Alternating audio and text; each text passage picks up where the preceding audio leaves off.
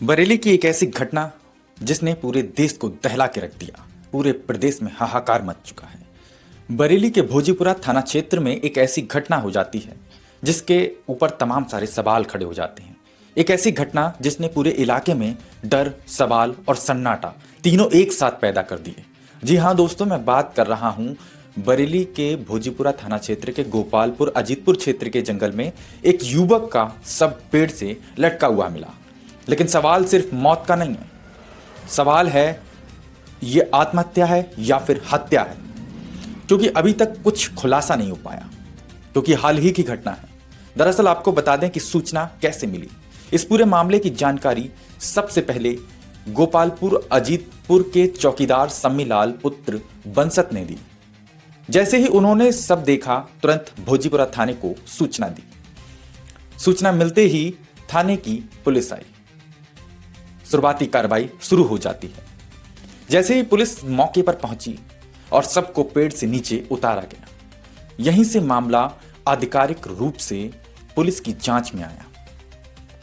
अब सवाल खड़ा होता है, ये हत्या थी या फिर आत्महत्या थी, क्योंकि ये बड़ा सवाल है। माहौल को देखें तो घटना स्थल का माहौल जंगल का इलाका और आबादी से दूर था।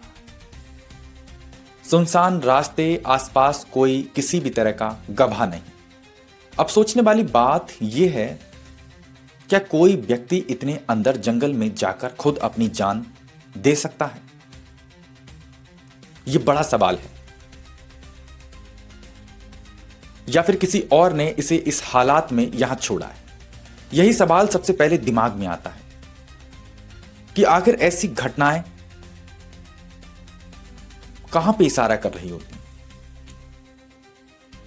पुलिस की शुरुआती कार्रवाई में पुलिस ने सबको कब्जे में लिया, पंचनामा भरवाया, पोस्टमार्टम के लिए पीएम हाउस भेज दिया।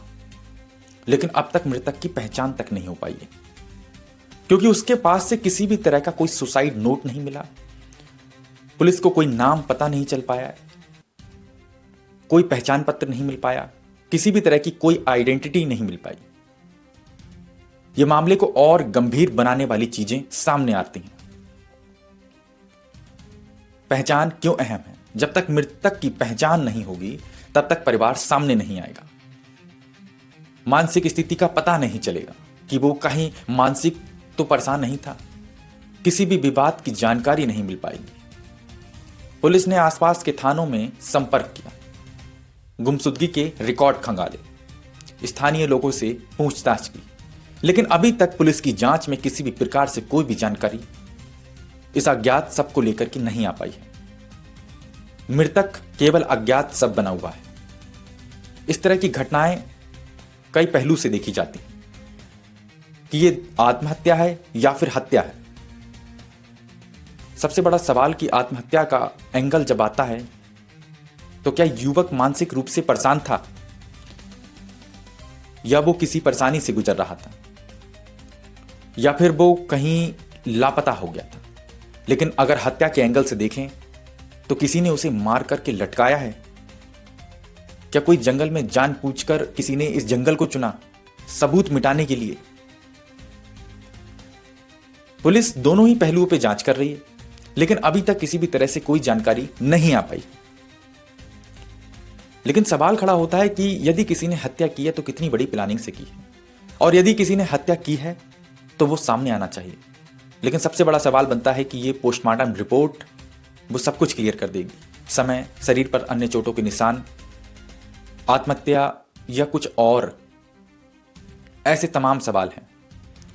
लेकिन यदि रिपोर्ट समय पे आ जाती है, यानी कि पोस्टमार्टम रिपोर्ट समय पे आती है, तो शायद बहुत सारे पहलू खुल जाएंगे। क्या पूरी कहानी सामने रखी जाएगी, या फिर ऐसी घटनाएं जो पूरे प्रदेश में अक्सर होती रही थी? अक्सर देखा गया है ऐसी घटनाएं ठंडे बस्ते में चली जाती हैं।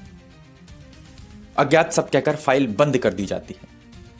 न परिवार को जवाब, न समाज को सच्चाई। क्या इस बार भी ऐसा ही होगा? ऐसे तमाम सारे सवाल खड़े हो जाते हैं।